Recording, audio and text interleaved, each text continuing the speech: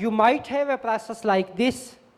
Yt is equal to rho yt minus 1 plus epsilon t, and plus suppose there is another term alpha. This means the series is driven from the past value, and plus a constant is added every time when you are making a new observation. Okay. This also behaves like the behavior in terms of stationarity depends on the value of rho. If rho is equal to 1, it will be termed as unit root, and if rho is less than 1, it will become stationary.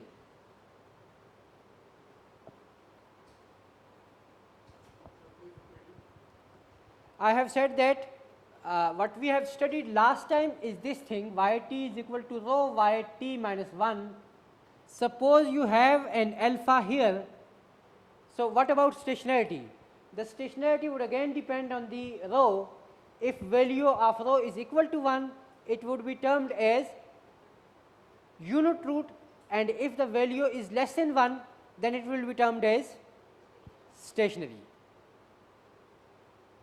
And then you have one more possibility, yt is equal to alpha plus beta t plus rho yt minus 1 plus epsilon t.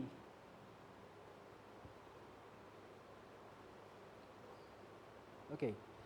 Acha, if I ignore this term and I am applying the expectation to rest of the data, if I ignore this term, this is like this thing, and what is expected of yt we have calculated, this is equal to 0 if expected of y naught is 0. But now let me come to this series. What will happen, expected of yt would be equal to alpha plus beta t, and expectation of this plus expected of this thing.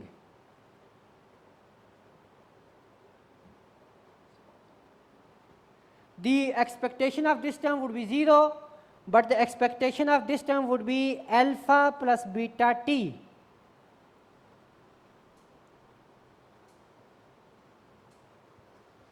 Now, the first condition of stationarity is not met. What was the first condition of stationarity? Expected of yt should be equal to mu, which is independent of time. But this time we have got this alpha plus beta t. This is not stationary, but the conventional sense, in the conventional sense, the people assume that this is also behaving like stationary series. The asymptotic properties of this are also similar to stationary series if the value of rho is less than 1. So in order to differentiate between pure stationary and this kind of thing, this series may be termed as trend stationary,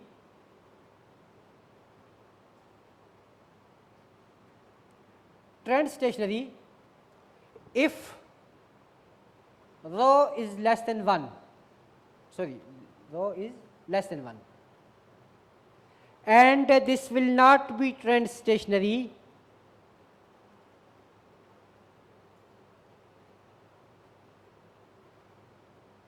if rho is equal to 1. And the third possibility is automatically discarded because it will give us explosive root. So these are some terminology which you often listen. Now we will discuss why all these things are worth studying, why we are studying all these phenomena. Basically what happens, the theory says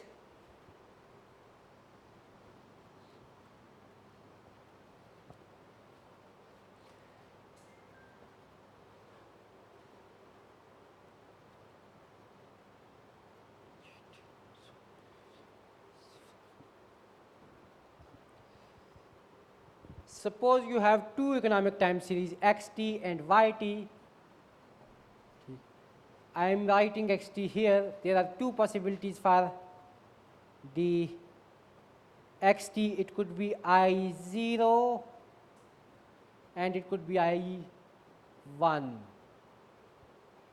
And similarly for yt, you have I0 and you have I1.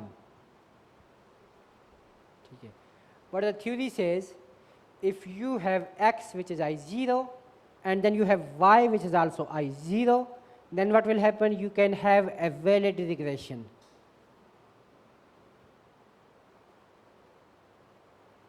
But if one of the series is I1 and other is I0 and you are running a regression, the theory says this must be spurious.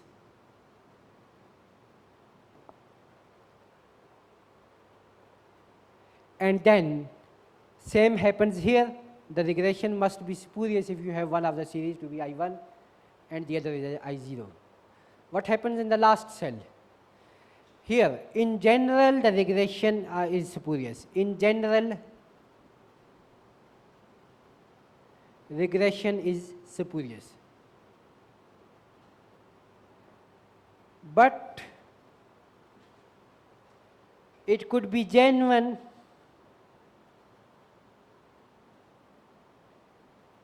valid if the series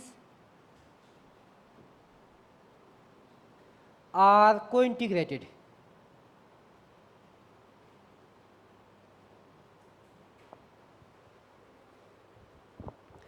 Now, suppose you are working on a time series data.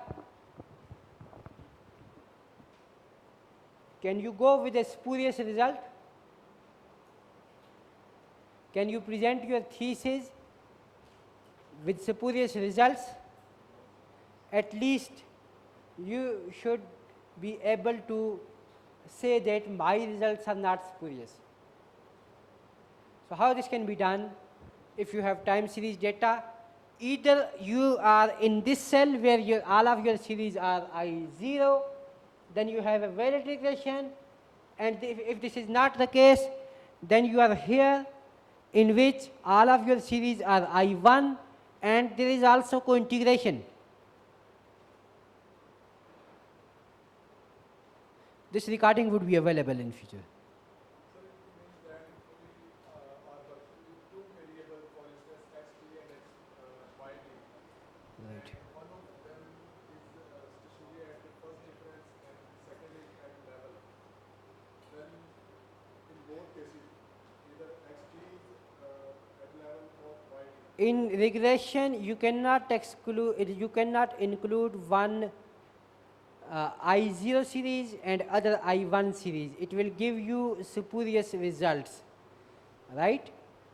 But if you have one series which is I1 and other is I0, then the I1 series is to be made stationary so that it can be used with the other series to run a regression. But if you have a triplet in which there are three series, then what happens? That is a different story, and sometimes it's possible that you have three series, two are I1 and those two are co-integrated, and then there is some third series and you can run a regression with this. So normally when we are working with the time series data, we have a number of variables, for instance 5 to 6 or 7, and all of them are stationary at first difference, and only one of them is stationary at level. Then what will be the case? At least two variables must be I1 in order to have co-integration, right?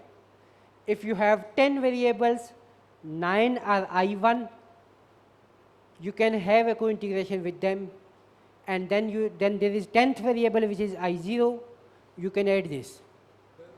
And if you suppose you have 10 variables, 7 of them are I0 and 3 are I1, these 3 could be co-integrated and then the stationary series could be added to them. Means that in this particular case, we will see the co-integration between that time series. Yes. Right. Okay, so This is basically the logic due to which we have